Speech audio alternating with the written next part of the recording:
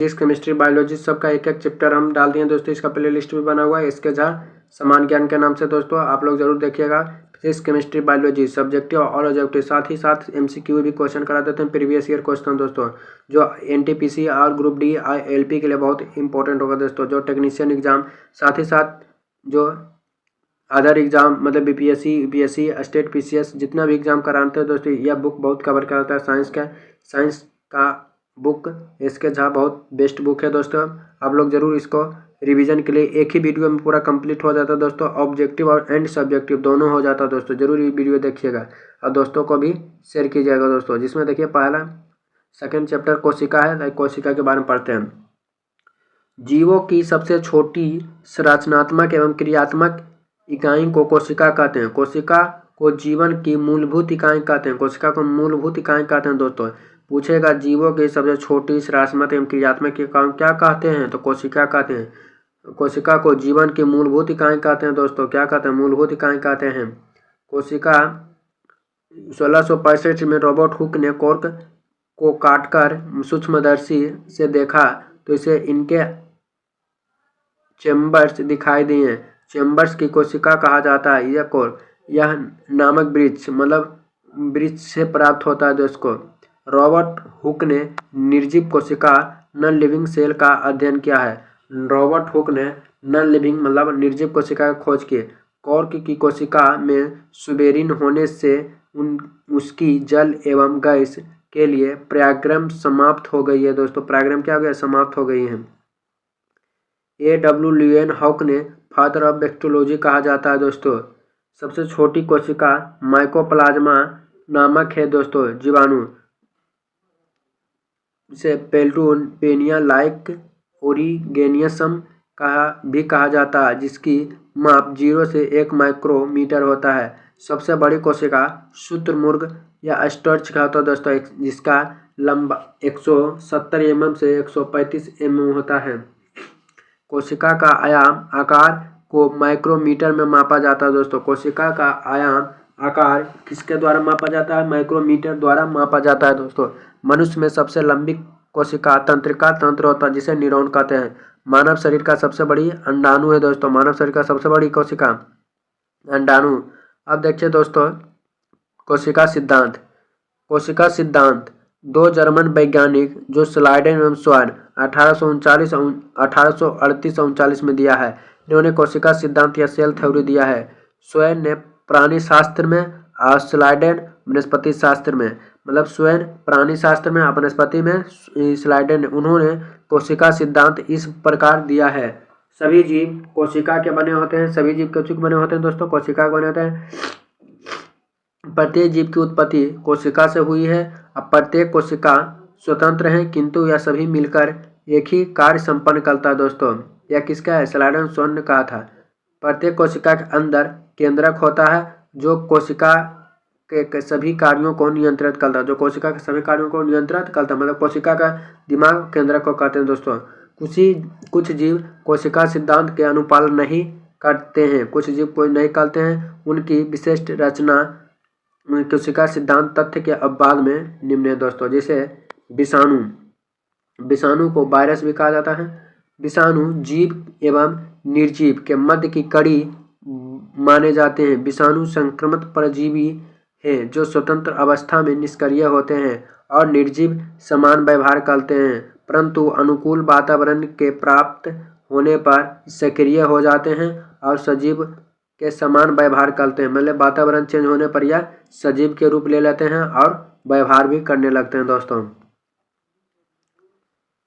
विषाणु केवल न्यूक्लियक अम्ल मतलब डीएनए आरएनए से निर्मित होते हैं। इसके चारों ओर प्रोटीन का आवरण होता है। यह जीव अपने विकास के क्रम में कोशिका की अवस्था तक नहीं पहुंच पाती है, इसीलिए इन्हें कोशिका सिद्धांत के लागू नहीं होते। इसीलिए इसे कोशिका सिद्धांत के लागू नहीं हुए थे। बायरॉइड दोस्तों, बायरॉइड विषाणु के समान परंतु आकार अपेक्षाकृत छोटे पादप रोगकारी जीव हैं। विषाणु के विपरीत एक प्रोटीन अनुपस्थित होते हैं। ये जीव में सभी कोशिका सिद्धांत का अपवाद है दोस्तों। अगला तीसरा है प्रियोन। प्रियोन केवल प्रोटीन द्वारा निर्मित होते हैं तथा इनमें न्यूक्लिक अम्ल अनुपस्थित होता है। यह जीव मानवों एवं पादपों में तंत्रिका संबंधित रोग उत्पन्न करते हैं। कोशिका के स्तर से अत्यंत छोटी संरचना होने के कारण यह कोशिका सिद्धांत का अनुपालन नहीं करता है, मतलब छोटा होने के कारण। आरबीसी दोस्तों लाल रुधिर कणिकाएं। लाल रुधिर कणिकाएं केंद्रक विहीन होते हैं। इसी प्रकार यह कोशिका की संरचना दृष्टि से अपूर्ण होती है और कोशिका सिद्धांत के अनुपालन नहीं करता है दोस्तों। अगला है प्रोकैरियोटिक कोशिका। प्रोकैरियोटिक कोशिका किसे कहते हैं दोस्तों? तो देखिए दोस्तों, यहाँ प्रोकैरियोटिक कोशिका, इसमें क्या क्या होता है दोस्तों? तो पीली होती है दोस्तों, प्लाज्मा होता है, राइबोसोम होता है, कोशिका द्रव होता है, प्लाज्मा झिल्ली होता है, कोशिका भित्ति होता है दोस्तों, बैक्टीरिया प्लाज्मा होता है, गोलाकार डीएनए होता है।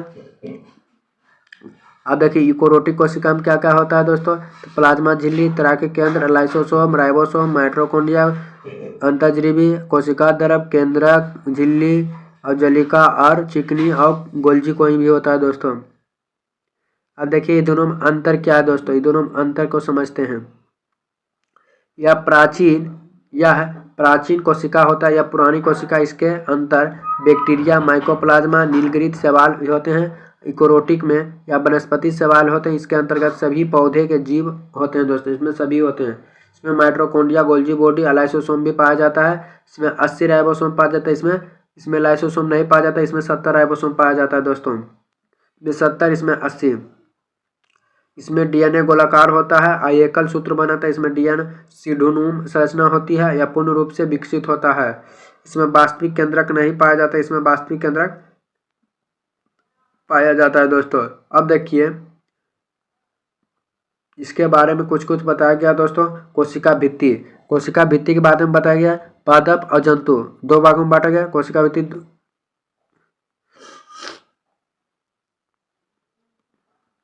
अब देखिए दोस्तों, इसमें केंद्रक नहीं पाया जाता। इसमें केंद्रक पाया जाता है। जैसे यूकोरियोटिक कोशिका में केंद्रक पाया जाता है, इसमें नहीं पाया जाता है। प्रोकैरियोटिक कोशिका परिभाषित होता है क्षेत्र में केंद्रभाव कहलाता है। कोशिका की संख्या के आधार पर दो भागों में बटे, एक कोशिकाएं और बहुकोशिकाएं, यूनिसेलुलर और मल्टीसेलुलर। जिनका शरीर केवल एक कोशिका का बना होता है उसे एक कोशिका कहते हैं। जैसे अमीबा, प्रेमिसियम और प्लाज्मोडिया। बहुकोशिका जिनका शरीर अनेक कोशिकाओं से मिलकर बना होता है उसे बहुकोशिका कहते हैं। मछली, मेढक, मनुष्य। पौधा में पाए जाने वाली कोशिका पादप कोशिका और जंतु में पाए जाने वाली कोशिका जंतु कोशिका कहते हैं दोस्तों। यह देखिए पादप और जंतु कोशिका में क्या क्या हो जाता है दोस्तों। देखिए यहाँ पर कोशिका भित्ति। इसमें कोशिका भित्ति, कोशिका झिल्ली दोनों होती जाती है। इसका निर्माण सेलुलोज से होती है। इसमें कोशिका झिल्ली पाई जाती है। अर्धपरागरम होती है। इसमें अर्धपरागरम होती है। केंद्रक। इसमें केंद्रक उपस्थित होता है परंतु कोशिका में किनारे की ओर स्थित होता है। इसमें केंद्रक उपस्थित होता है परंतु कोशिका के मध्य में होती है। इसमें केंद्रक किनारे में होता है, इसमें मध्य में होता है। केंद्रक झिल्ली उपस्थित होता है। इसमें उपस्थित केंद्रक झिल्ली उपस्थित, दोनों में उपस्थित होता है दोस्तों। हरित लवक। इसमें भी पादप में हरित लवक पाया जाता है और जंतु में हरित लवक नहीं पाया जाता है। राइबोसोम इसमें उपस्थित होता है, इसमें भी उपस्थित होता है। रिक्तान की आकार बड़ी और संख्या में कमी होती है। रिक्तान आकार में छोटी और संख्या में पाई जाती है। लाइसोसोम, इसमें लाइसोसोम नहीं पाया जाता, इसमें लाइसोसोम पाई जाती है। गुणसूत्र उपस्थित होता है परंतु बड़े आकार में होता है। गुणसूत्र उपस्थित होता है परंतु छोटे आकार में होता है। अंतःपरागिक जलिका। इसमें दोनों अंतःपरागिक जलिका होती है, इनकी संख्या कम होती है, इसमें अधिक होती है दोस्तों। प्रकाश संश्लेषण। इसके प्रकाश संश्लेषण होते हैं, इसके प्रकाश संश्लेषण भी होते हैं। इसमें भी राजधानी या पादप में पाए जाते हैं या तभी इसमें नहीं पाए जाते हैं। इसमें सेंट्रोसोम नहीं पाए जाते, इसमें पाए जाते हैं दोस्तों। ये अंतर है दोस्तों, बाकी कुछ नहीं है इसमें। अब देखिए कवक। अब देखिए दोस्तों इसका पढ़ते हैं।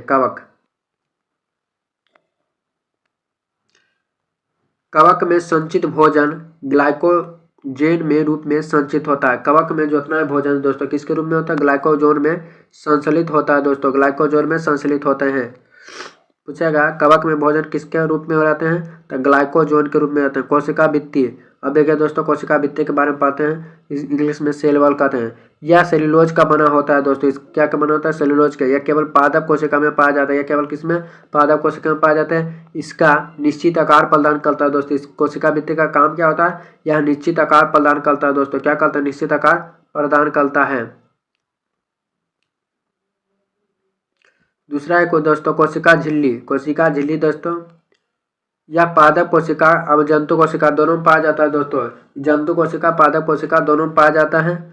जंतु कोशिका चारों तरफ से अत्यंत महीन पारदर्शी एवं अर्ध परागराम झिल्ली से घिरी होती है। इसे कोशिका झिल्ली कहा जाता है। कोशिका झिल्ली बाहरी और भीतरी प्रोटीन एवं मध्यवर्ती फास्फोलिपिड की बनी होती है। फास्फोलिपिड की बनी होती है दोस्तों। इसकी दोनों फिगर है दोस्तों। ये देखिए जंतु कोशिका का है, ये पादप कोशिका के है।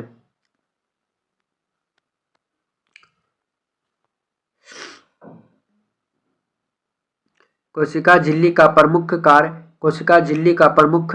कोशिका के भीतर बाहर जाने वाले पदार्थ का चयन करता है। कोशिका झिल्ली या भित्ति के अंदर गाढ़ा रंगीन पराभासी लसलसा वजन युक्त पदार्थ जिसे जीवद्रव्य कहते हैं दोस्तों। जीवद्रव्य कोशिका के अंदर दो भागों में बांटा गया है। वो कोशिका द्रव्य एवं केंद्रक द्रव्य दोस्तों। जब कोशिका के बाहर चारों ओर उपस्थित जल के अणु की सांद्रित कोशिका के भीतर जल के अणु की सांद्रित अधिक होता है तो कोशिका फूल जाती है। अल्प प्राशरी मध्य में कोशिका द्रव्य सिकुड़ना, मध्य प्राशरी में कोशिका द्रव्य का सिकुचन होता है। तीसरा है दोस्तों केंद्रक।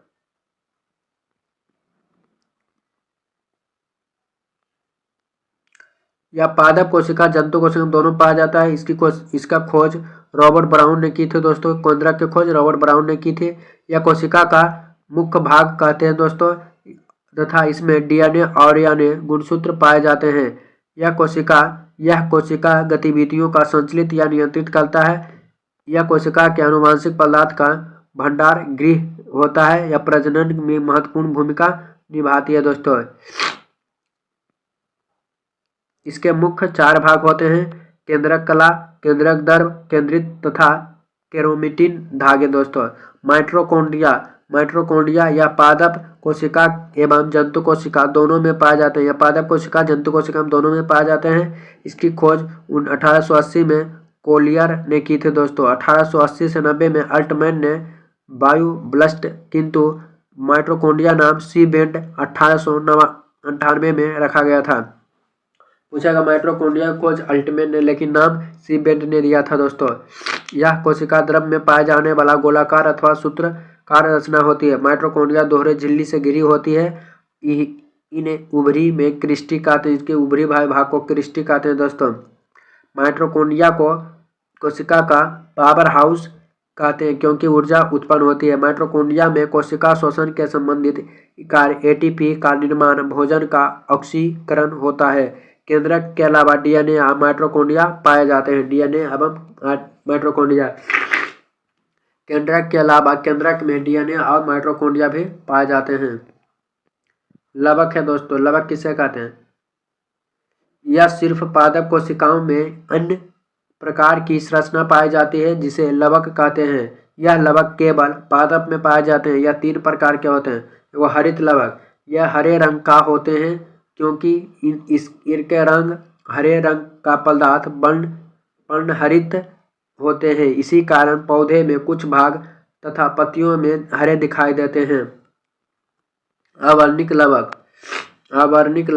यह रंगहीन लवक होते हैं और पौधे के उन भागों की कोशिकाओं में पाए जाते हैं जो प्रकाश में वंचित रहते हैं, जैसे कि जड़ों में, भूमिगत तनों में या स्टार्च के रूप में भोजन का निर्माण करते हैं। कौन? अवर्णिक लवक दोस्तों। वर्णिक लवक यह रंगहीन लवक होते हैं जो प्रायः लाल पीले रंगीन रंग प्रदान करते हैं। यह पौधे के रंगीन भागों में, पुष्प और पंखुड़ी तथा फलों का भित्ति में पाए जाते हैं दोस्तों। कौन? वर्णिक लवक। गोल्जी काइं इसकी खोज 1898 ईस्वी में केम्ली गोल्जी के द्वारा की गई थी। यह पादप कोशिका जंतु कोशिका दोनों में पाए जाते हैं। इसे डेक्टोयोसम भी कहते हैं। इसकी मुख्य कार्य कोशिका भित्ति और सेल प्लेट का निर्माण करना। इसमें वसा प्रोटीन अधिक होते हैं लेकिन राइबोसोम का अभाव होता है। यह विभिन्न कोशिका पदार्थों का विनिर्माण, उनके संग्रहण तथा परिवहन हेतु उत्तरदायित्व होता है। इसीलिए इसे यूकोरियोटिक कोशिकाओं या विनिर्माण एवं परिवहन केंद्रक कहा जाता है। गोल्जी काइं के अध्ययन में सिल्वर नाइट्रेट का उपयोग किया जाता है। गोल्जी काइं सरल शर्करा और जटिल शर्करा में बदल जाता है। लाइसोसोम यह सिर्फ जंतु कोशिका में पाए जाते हैं दोस्तों। इसके खोज डी डूबे ने किया थे दोस्तों। यह सूक्ष्म गोला इक्करी झिल्ली से घिरी थैली जैसी संरचना होती है। इसके अंदर विकार पाया जाता है। यह विकार स्तनधारी में पाए जाने वाले विशेष उत्प्रेरक होता है जो जैविक क्रियाओं की गति बढ़ाते हैं। से लाइसोसोम पाया जाता है। विकार विघटनकारी होते हैं और विभिन्न पदार्थ का पाचन करता है। इसके बाह्यतम में हानिकारक अम्लीय अपघट्य एंजाइम पाए जाते हैं। इसे आत्महत्या की थैली भी कहा जाता है दोस्तों। इसे आत्महत्या की थैली भी लाइसोसोम का। अब देखिए दोस्तों राइबोसोम है। यह पादप और जंतु कोशिका दोनों पाया जाता है। इसकी खोज प्लेट ने की थी। यह सबसे छोटा कोशिका होता है, सबसे ज़्यादा छोटा होता है राइबोसोम होता है। यह राइबोन्यूक्लिक एसिड आरएनए नामक अम्ल और प्रोटीन के बने होते हैं। यह प्रोटीन संश्लेषण के लिए उपयुक्त स्थान प्रदान करता है। इसे प्रोटीन का फैक्ट्री भी कहा जाता है। इसका मुख्य कार्य प्रोटीन संश्लेषण करना। राइबोसोम का काम होता है प्रोटीन का संश्लेषण करना। तारक की है दोस्तों। यह सिर्फ जंतु कोशिका में पाया जाता है। इसकी खोज बोरिया ने किया था दोस्तों। यह कोशिका विभाजन की क्रिया सहायता करती है। यह केंद्रक के समीप वाली संरचना जो दो बेलनाकार संरचना से निर्मित होती है जिन्हें तारक केंद्र कहते हैं। जिसे क्या कहते हैं? तारक केंद्र कहते हैं। प्रत्येक तारक केंद्र एक महीन स्वच्छ आवरण सेंट्रोस्फीयर की लिपिड रहती है। सेंट्रोस्फीयर का मुख्य कार्य कोशिका विभाजन के समय तुर्क तंतु बनाना है। प्रोयोटिक कोशिका में सेंट्रोसोम का अभाव होता है। गुणसूत्र दोस्तों, गुणसूत्र इसकी खोज वाल्टियर फ्लेमिंग 1882 ईस्वी में की गई। धागे दृश्य संरचना होती है। यूकोरियोटिक कोशिका के केंद्रक में पाई जाती है। यह डीएनए हिस्टोन प्रोटीन की बनी होती है। इसके ऊपर जो दोनों समान संरचना पाई जाती है उन्हें हम जीन मान सकते हैं दोस्तों। उसे हम क्या मान सकते हैं? जीन। गुणसूत्र में पाए जा रहे न्यूक्लिक अम्ल को जीवन का सारी जानकारी छिपी रहती है। यह जानकारी कोड आनुवंशिक रूप में न्यूक्लिक अम्ल दो प्रकार के होते हैं, वो डीएनए एवं आरएनए होते हैं दोस्तों। यह दोनों न्यूक्लिक नाइट्रोजन युक्त क्षार और डीऑक्सी राइबोसोम एवं फास्फेट द्वारा आपस में जुड़ी होती हैं। न्यूक्लिक अम्ल में पाए जाने वाला बंध आकर्षण बल को फास्फोडाइएस्टर बंध कहते हैं। जीन प्रोटीन का कूटन नहीं करता है। देखिए दोस्तों डीएनए डीऑक्सीराइबो न्यूक्लिक अम्ल जैसे यह अम्ल हमारे लक्षणों की एक पीढ़ी से दूसरी पीढ़ी तक पहुंचाने का कार्य करता है। अर्थात यह अम्ल हमारा आनुवंशिक पदार्थ का है। इस अम्ल में डीऑक्सीराइबो शर्करा के 4 नाइट्रोजन युक्त 2 क्षार, 2 प्यूरिन एडेनिन एवं 1 ग्वानिन तथा 2 पायरिडीन थायमिन साइटोसिन होते हैं। डीएनए में द्विरुचिक प्रतिरोध का खोज वाटसन एवं क्रिक ने किया था, वैज्ञानिक ने की थी। इसीलिए इसे 1953 में नोबेल पुरस्कार दिया गया था। इसके अनुसार डीएनए का व्यास 20 एंगस्ट्रॉम 1 टन 34 एंगस्ट्रॉम होता है दोस्तों। यूकेरियोटिक कोशिका में डीएनए लंबा, आसखित और सर्पिलाकार होता है, जबकि प्रोकैरियोटिक कोशिका में माइटोकॉन्ड्रिया गोलोब्लास्ट और वृत्ताकार होता है। डीएनए अनेक न्यूक्लियोटाइड का बहुलक होता है। प्रत्येक टन में 10 न्यूक्लिक होता है। DNA fingerprint. डीएनए को फिंगरप्रिंट भी कहा जाता है। किसी जीव का व्यक्ति को डीएनए में उपस्थित क्षार का क्रम निश्चित होता है, जिस द्वारा जीव का व्यक्ति का लक्षण निर्धारित होता है। डीएनए के इसी सुनिश्चित क्रम में डीएनए को फिंगरप्रिंट भी कहा जाता है। डीएनए फिंगरप्रिंट की खोज एलक जेफर्ज के द्वारा किया गया है। भारत में डीएनए फिंगरप्रिंट का टेस्ट लाने का डॉक्टर लालजी सिंह को दिया जाता है। लालजी को दिया जाता है। डीएनए फिंगरप्रिंट टेस्ट संस्थान हैदराबाद, चंडीगढ़, लखनऊ इत्यादि स्थान पर है। डीएनए फिंगरप्रिंट की उपयोग अपराधियों को पता लगाने के लिए, खोए माता पिता को संतान को पता लगाने के लिए, संपत्ति विवाद को निपटाने के लिए, आनुवंशिक रोग के इलाज के लिए, परजीवन फसलों को निर्माण करने के लिए। आरएनए राइबोन्यूक्लिक अम्ल। यह अम्ल केवल कुछ विषाणु में आनुवंशिक पदार्थ में पाए जाते हैं। यह हमारे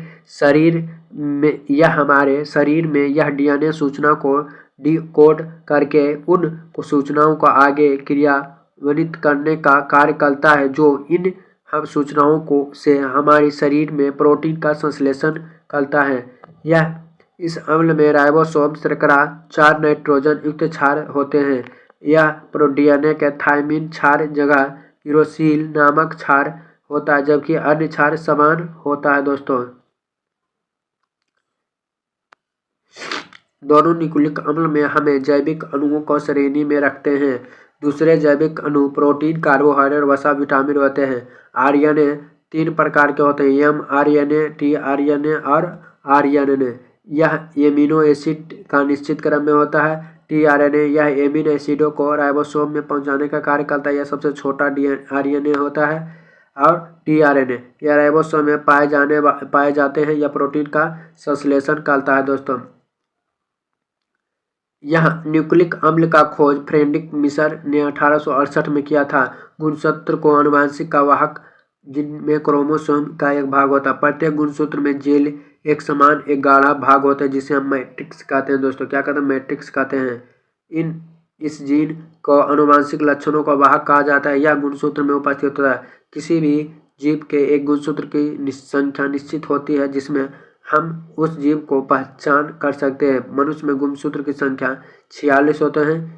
मेल में XY होते हैं और फीमेल में सिर्फ XX होते हैं। दोस्तों,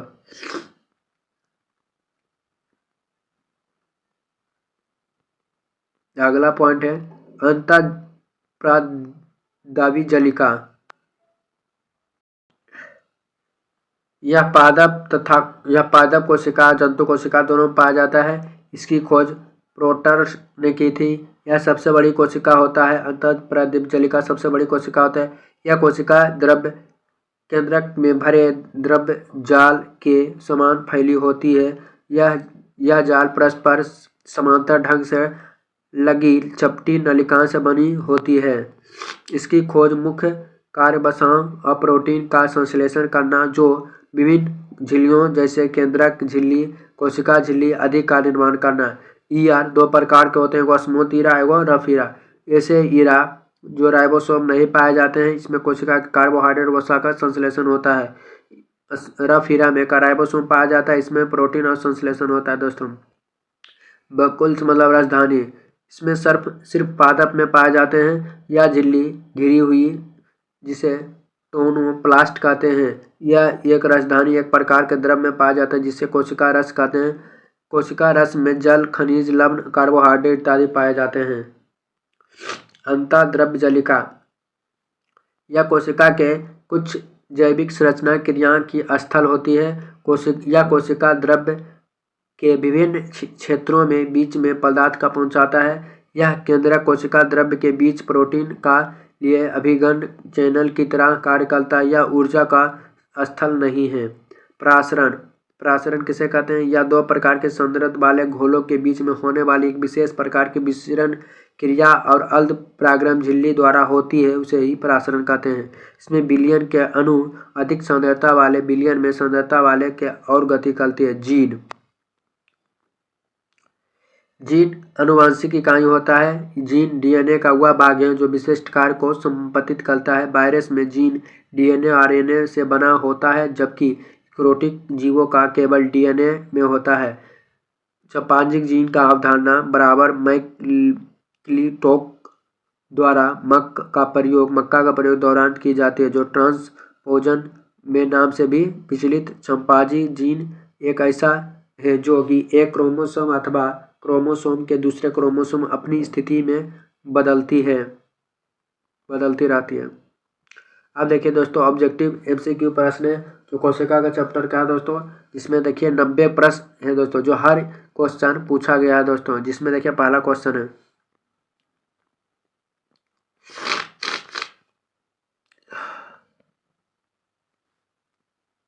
पहला क्वेश्चन, एक कोशिकांत जीव के संदर्भ में सही कथन चुनिए दोस्तों। तो कौन सा कथन सही है? तो ऑप्शन नंबर सी है, एक कोशिकांत जीव स्वस्थ रहते हैं और जनन करते हैं। दूसरा नंबर, कोशिका अधिकांश कोशिका को लेंस की सहायता के बिना नहीं देखा जा सकता। तो ऑप्शन नंबर बी, या सूक्ष्मदर्शी होते हैं। तीसरा नंबर क्वेश्चन हो जाएगा, निम्नलिखित में से कौन सा शब्द केंद्रक का भाग नहीं है? तो ऑप्शन नंबर ए हो जाएगा, राइबोसोम नहीं है, बाकी केंद्रक, जीन और गुणसूत्र हैं दोस्तों। 4 नंबर क्वेश्चन हो जाएगा, कोशिका के विभिन्न घटकों के लिए उपयुक्त शब्द है। तो ऑप्शन नंबर कोशिका अंगांग है। कोशिका के भीतर पाए जाने वाले जेली जैसे पदार्थ को क्या कहते हैं? तो ऑप्शन में कोशिका द्रव कहते हैं दोस्तों। ऑप्शन नंबर डी हो जाएगा। 6 नंबर क्वेश्चन हो जाएगा, कोशिका के लंबाई, चौड़ाई और आकार के व्यक्त करने वाले यूनिट को क्या कहते हैं दोस्तों? माइक्रोमीटर कहते हैं दोस्तों। क्या कहते हैं? माइक्रोमीटर कहते हैं। 7 नंबर क्वेश्चन, कोशिका झिल्ली का सबसे महत्वपूर्ण कार्य क्या होता है? तो हो जाएगा ऑप्शन नंबर ए, कोशिका में प्रवेश करने वाले एक बाहर जाने वाले पदार्थ को नियंत्रित करता है दोस्तों। नीचे दी गई सूक्ष्मदर्शी का नाम बताएं। ऑप्शन नंबर सी हो जाएगा, कोशिका झिल्ली हो जाएगा दोस्तों। क्या है क्वेश्चन? नाम बताए जो पादप कोशिका, प्राणी कोशिका और जीवाणु कोशिका तीनों में पाया जाता है। तो कोशिका झिल्ली हो गया। निम्नलिखित में कौन सा कोशिका नहीं है दोस्तों? तो ऑप्शन नंबर डी होगा, विषाणु जो नहीं है। अगला नंबर क्वेश्चन 10 नंबर हो जाएगा, कपोल कोशिकाएं नहीं पाए जाते। तो ऑप्शन में लवक में नहीं पाया जाता दोस्तों। निम्न में से कौन सा कार्य राइबोसोम का नहीं है? तो ऑप्शन नंबर सी हो जाएगा, 3 और 4 नहीं है, 3 और 4 नहीं है। यह हार्मोन का निर्माण नहीं कर, यह हार्मोन में सहायता करता है, या मंड या स्टार्च को निर्माण करने में सहायता करता है दोस्तों। राइबोसोम नहीं करता है। निम्न में से कौन सा अंदर विषैले पदार्थों को एक औषधि को अवशित रहती करने में मुख्य भूमिका निभाती? ऑप्शन नंबर ए सी हो जाएगा, चिकनी अंतर्जीवी जलिका दोस्तों। 13 नंबर क्वेश्चन, कोशिका झिल्ली निर्माण के लिए आवश्यक प्रोटीन एवं लिपिड का उत्पादन निम्नलिखित में किसके द्वारा किया जाता है? ऑप्शन नंबर रुक्ष अंतर्जीवी जलिका के द्वारा दोस्तों। कोशिका अंग जो सरल शर्करा और जटिल शर्करा को बदलने में शामिल होता है, उसे क्या कहते हैं? तो गोल्जी उपकरण कहते हैं दोस्तों। सिल्वर नाइट्रेट को घोल किस एक अध्ययन में इस्तेमाल किया जाता है? तो गोल्जी उपकरण में इस्तेमाल किया जाता है दोस्तों। प्रोयोटिक कोशिकाओं में दिखाने वाले एकमात्र कोशिका अंगक क्या है? तो राइबोसोम है दोस्तों। ऑप्शन नंबर बी, वह अंगक जो कोशिका भित्ति नहीं पाया जाता है। तो ऑप्शन नंबर ए हो जाएगा, राइबोसोम नहीं पाया जाता है। निम्नलिखित में किसके चारों ओर एकल झिल्ली का आवरण होता है? तो ऑप्शन नंबर बी हो जाएगा, रसधानी का होता है दोस्तों। रसधानी का होता है। निम्नलिखित में से दिखाए वाले कहाँ पादप हैं दोस्तों? तो ऑप्शन नंबर हो जाएगा डी हो जाएगा, जड़ में होता है दोस्तों। जड़ में होता है। ऑप्शन नंबर डी हो जाएगा। कोशिका झिल्ली का निर्माण के लिए आवश्यक प्रोटीन एवं लिपिड का उत्पादन निम्नलिखित में किसके द्वारा होता है? तो ऑप्शन नंबर रुक्ष अंतर्जीवी जलिका के अंतर्गत होता है। 21 नंबर क्वेश्चन हो जाएगा, प्रोकैरियोटिक को अपरिभाषित केंद्रक द्वारा किया जाता है। तो आंसर में केंद्रक कब कहा जाता है दोस्तों? केंद्रक कब कहा जाता है? सिल्वर नाइट्रेट का घोल किस एक अध्ययन किया जाता है? ऑप्शन नंबर बी, गोल्जी उपकरण के द्वारा किया जाता है। कोशिका अंगक में जो सरल शर्करा का जटिल शर्करा में बदलने की प्रक्रिया को क्या कहा जाता है? ऑप्शन नंबर अंतर्जैविक जलिका कहा जाता है दोस्तों। अंतर्जैविक जलिका कहा जाता है। केंद्रक के अलावा यह कोशिका के डीएनए में होता है। तो आंसर में माइटोकॉन्ड्रिया में होता है दोस्तों। निम्नलिखित में से कौन सा विषुगणित है दोस्तों? या पादप कोशिका झिल्ली में काइटिन शर्करा की होती है दोस्तों। अगला नंबर क्वेश्चन 26 नंबर क्वेश्चन, निम्नलिखित में से कौन सी कोशिका के अंदर विषैले पदार्थ एवं औषधि का अभिष्ट रहित करने का मुख्य निभाता है? तो ऑप्शन नंबर गोल्जी उपकरण हो जाएगा दोस्तों। ऑप्शन नंबर ए हो जाएगा गोल्जी उपकरण। कोशिका के लिपिड अणु में निम्न में से कौन सा संश्लेषित किया जाता है? तो ऑप्शन में चिकनी और अंतर्जीवी चालिका कहा जाता है दोस्तों। नई कोशिका का निर्माण पूर्व कोशिका में होने वाली बात किसने बताया था दोस्तों? आंसर में ब्रीचोन बताया था दोस्तों। Option number B. निम्न में से कौन सा कथन गलत है? ऑप्शन नंबर ए हो जाएगा दोस्तों। ऑप्शन नंबर ए हो जाएगा जो गलत है। माइटोकॉन्ड्रिया जो ऑक्सीजन की सहायता एसिटिक अम्ल के विघटन से होता है दोस्तों। ऑप्शन नंबर ए गलत है। 30 नंबर क्वेश्चन हो जाएगा, निम्नलिखित में से कौन सा अंतर्जीवी जलिका में सही नहीं है? तो ऑप्शन नंबर सी हो जाएगा, ऊर्जा उत्पादन में स्थल नहीं हो सकता है दोस्तों। अगला नंबर क्वेश्चन हो जाएगा, कोशिका के दिखने वाले एकमात्र कोशिकांग ऑप्शन नंबर राइबोसोम हो जाएगा दोस्तों। ऑप्शन नंबर बी हो जाएगा।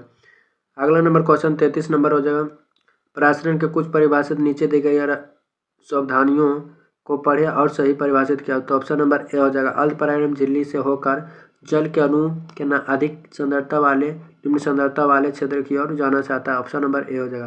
पादप कोशिका के जीव द्रव्य कुचन को किस तरह परिभाषित किया जाता है? ऑप्शन नंबर बी हो जाएगा, अल्प प्रासरी मध्य में कोशिका द्रव में सिकुड़ना दोस्तों। 35 नंबर क्वेश्चन हो जाएगा, निम्न में से कौन से ऑक्सीजन की कमी से होने के लिए पायरोमिट अम्ल का कोशिकांग के भीतर लैक्टिक अम्ल में बदल जाता है? ऑप्शन नंबर ए हो जाएगा, कोशिका द्रव हो जाएगा।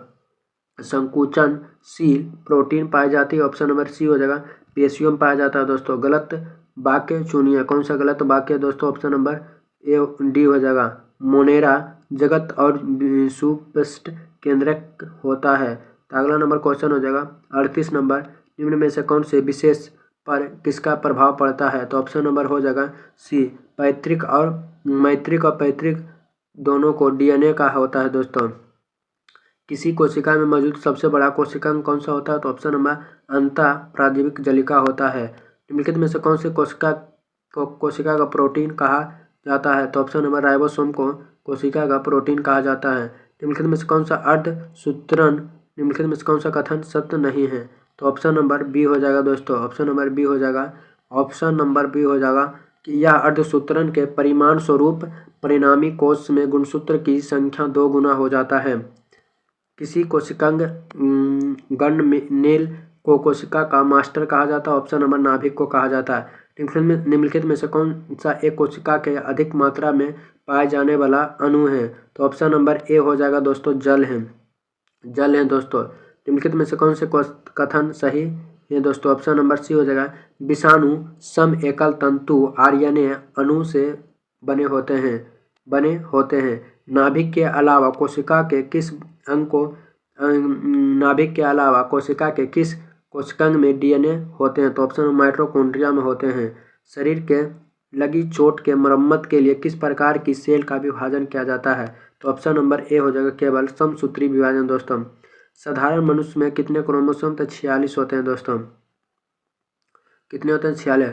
जीवों के अत्यधिक विविधता के कारण क्या है? तेसर में उत्परिवर्तन है। निम्न में से कौन सा लिंग गुणसूत्र नहीं होते हैं? तो ऑप्शन नंबर किसमें नहीं होते हैं? छिपकली में नहीं होते हैं।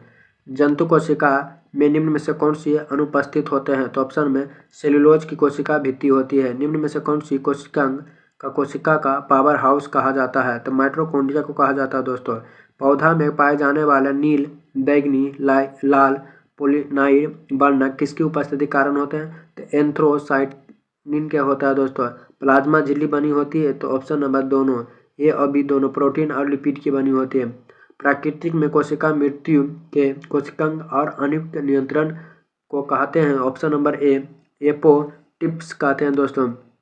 कोशिका शब्द का प्रयोग सर्वप्रथम किसने दिया था? तो रॉबर्ट हुक ने दिया था दोस्तों। जीव द्रव के सूखे भागे में पाए जाने वाला सर्वाधिक तत्व कौन सा है? तो ऑप्शन नंबर सी हो जाएगा, प्रोटीन है दोस्तों। क्या है? प्रोटीन है।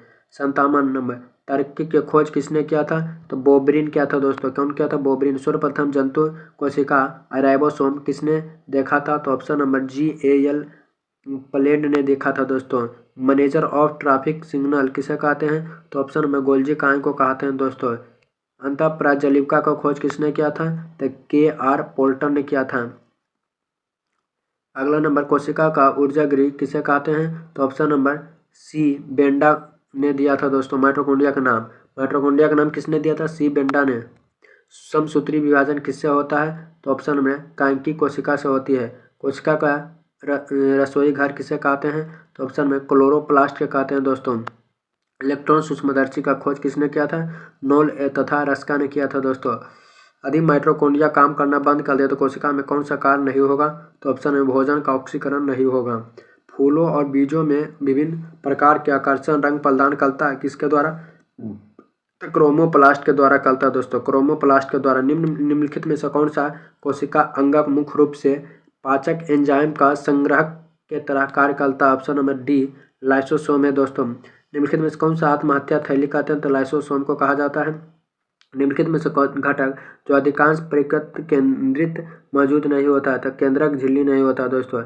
एक पीढ़ी से दूसरी पीढ़ी में अनुवांशिक होता है दोस्तों, तो डीएनए होता है। डीएनए होता है। निम्नलिखित में से कौन सा कथन सही है? तो यह प्रत्येक प्रोटीन के लिए विशिष्ट जीन होता है।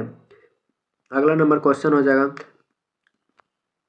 प्रोकेंद्रिक कोशिका की कुछ विशेषताओं का उल्लेख नीचे दिए गया है। जो दिए गए विकल्प को चयन कीजिए दोस्तों। ऑप्शन नंबर बी होगा झिल्ली बाध्य कोशिकाओं की मौजूदगी दोस्तों।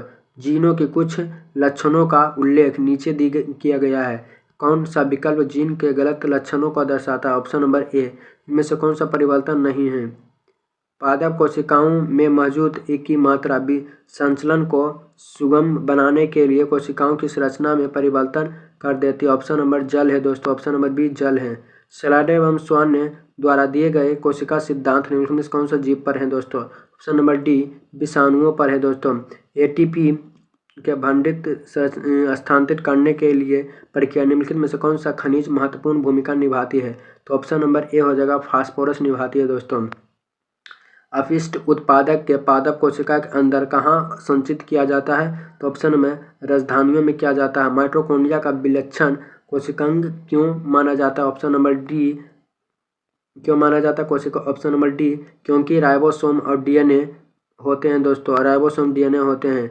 उस प्रक्रिया का नाम बताएं जिसके द्वारा कोशिका झिल्ली के आर पार गैसीय विनिमय होता है। ऑप्शन नंबर सी विसरण के द्वारा होता है दोस्तों। निम्नलिखित में से कौन सा कोशिकांग केवल पादपों में पाए जाते हैं? तो ऑप्शन नंबर सी हो जाएगा लवक में पाए जाते हैं दोस्तों। लवक में पाए जाते हैं।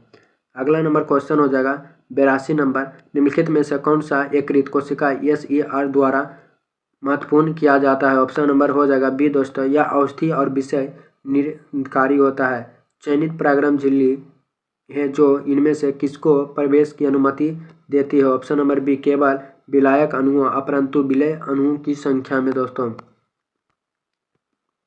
माइटोकॉन्ड्रिया में ऑक्सीजन की मदद में पायरुवेट के विघटन के दौरान कार्बन के कितने अणु होते हैं? तो ऑप्शन नंबर सी 3 अणु होते हैं दोस्तों। आनुवांशिक सामग्री का वाहक हैं तो जीन है दोस्तों। कौन है? जीन है। ऊर्जा के दौरान ग्लूकोज का पायरुवेट में विखंडन होता है तो कोशिका द्रव्य है दोस्तों। कोशिका द्रव्य है। डीएनए के एक खंड एक प्रोटीन की जानकारी प्रदान करती है, उसे क्या कहते हैं? तो जीन कहते हैं दोस्तों। उसे क्या कहते हैं? जीन कहते हैं। एक अविभाजित कोशिका में डीएनए के भाग के रूप में मौजूद रहता है, उसे क्या कहते हैं? क्रोमेटिन पदार्थ कहते हैं दोस्तों। कोशिका के अंदर केंद्रीय अतिरिक्त निम्न में से कौन सी कोशिका के अपने डीएनए का राइबोसोम होता है? ऑप्शन नंबर ए लवक और माइटोकॉन्ड्रिया होता है दोस्तों। कौन सा कोशिकांग विषाक्त पदार्थों और औषधि के जहरीले प्रभाव के खत्म कर देते हैं? ऑप्शन नंबर अंतर्जैविक जलिका कहते हैं दोस्तों। अपने जाल में रियो की पत्ती की एक अस्थायी स्लाइड तैयार की है। जब आप स्लाइड पर नीचे चीनी का प्रबल विलय डालते हैं तो उसमें परिवर्तन दिखाई देती है। तो ऑप्शन नंबर हो जाएगा बी दोस्तों। ऑप्शन नंबर बी हो जाएगा। कोशिका जल एक उत्सर्जन करेगी जिसकी वजह से कोशिकांग के अंदर मौजूद सामग्री सिकुड़ने कर कोशिका भित्ति से दूर हो जाएगी। निम्नलिखित में से कौन से जानवरों में मौजूद नहीं है जबकि पौधा है में है? क्या है दोस्तों? तो स्टार्च है दोस्तों। इस चैप्टर में 94 को था दोस्तों, जो प्रीवियस ईयर क्वेश्चन है। NCERT टोटल था दोस्तों। आप लोग जरूर वीडियो को देखिए और शेयर कीजिए दोस्तों तक। आप लोग का दिन शुभ हो।